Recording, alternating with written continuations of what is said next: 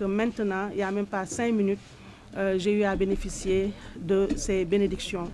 Je présente aussi mes condoléances à toute la Oumma islamique, à tous les communicateurs traditionnels de ce pays. Je prie le Seigneur de l'accueillir dans son paradis céleste. Bien qu'au fond de moi, je sais qu'il n'a absolument aucun péché. La dernière fois que je l'ai vu, c'était à la Mecque et c'est récent. Je l'ai au téléphone souvent et je fais pour votre attention. Si nous vous avons convié, je vais lire un discours, je ne suis pas très familière des discours, mais pour une fois, c'est un discours vraiment qui, j'espère, trouvera un écho favorable chez les uns et les autres. National et international, c'est pour rétablir la vérité sur une affaire qui, à la faveur d'interprétations biaisées et de manœuvres d'intimidation, vise à discréditer non complet et à me faire taire personnellement.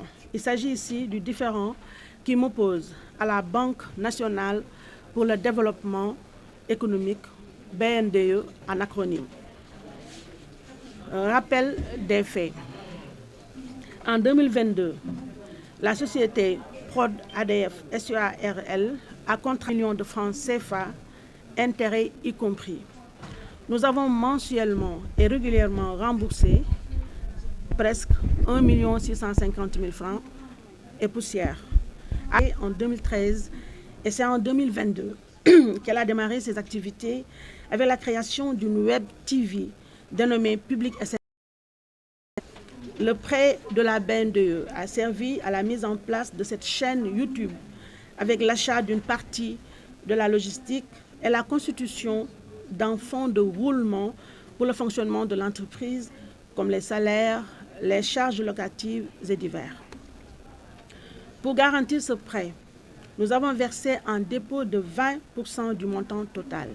Le FONGIP a apporté une garantie à hauteur de 50% du montant total.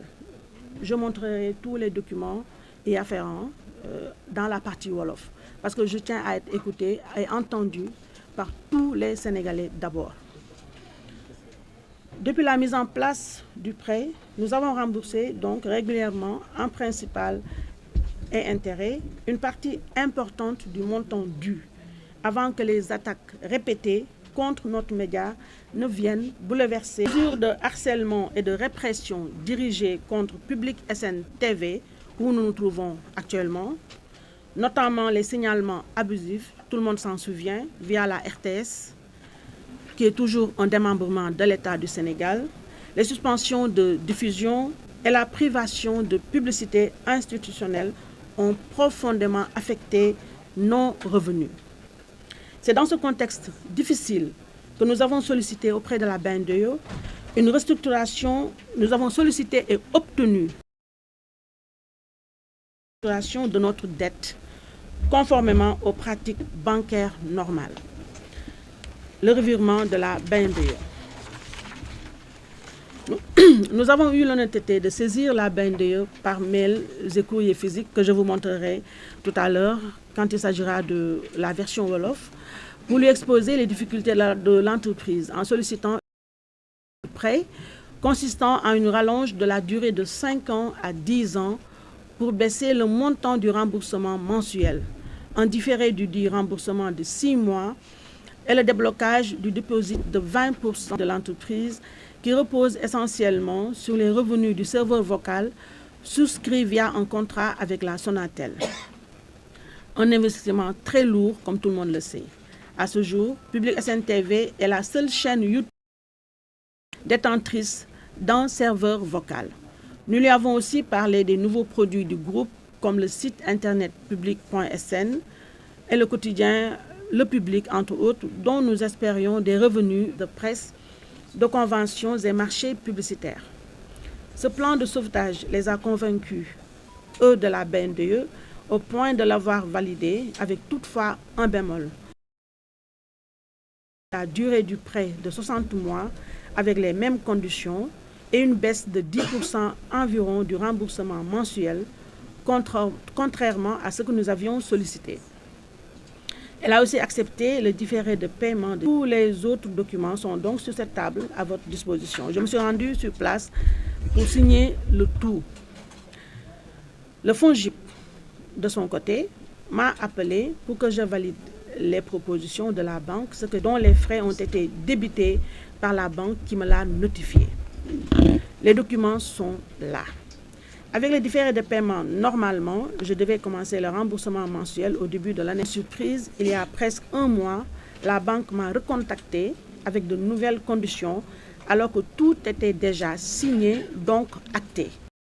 La BNDE a donc fait volte-face, exigeant le remboursement immédiat du solde restant et nous menaçant de poursuites pénales pour, dit-elle, détournement de prêts consentis par l'État. Une telle dérive est inacceptable. La BNDE, établissement public sous tutelle étatique, a transformé un différend terre une voie indépendante. Et c'est le début d'un harcèlement et d'une persécution bancaire inouïe contre menaces exécutées il y a 15 jours par voie d'huissier, me notifiant d'abord et de manière absolument illégale, unilatérale, la clôture immédiate et sans préavis de mon compte en me réclamant le paiement immédiat sous huitaine des 49 millions que je lui dois.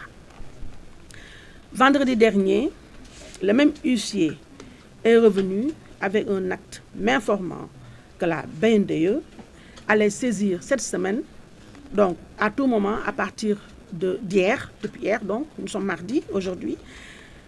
Le procureur, tenez-vous bien, le procureur moi pour détournement de prêts consentis par l'État. La BNDE donc choisit de pénaliser une affaire civile en me calomniant et m'accusant de détournement. Un mot extrêmement lourd, un mot énormément de Sénégalais à ce jour en prison. Et la BNDE m'accuse, moi, Aïssatou Diop Fall. Le but ici est clair. La BNDE semble être l'arme fatale du régime Sonko Diomaye, sénégalais et chef d'entreprise comme moi. Les exemples sont là, nul besoin de les citer. Clarification juridique. Je voudrais vraiment inventer que mes avocats vont se servir, dont mes avocats vont se servir pour la riposte juridique à cette. Au plan commercial, la loi du Sénégal est peut-être universelle et claire. Les conventions légalement formées tiennent lieu de loi à ceux qui les ont faites.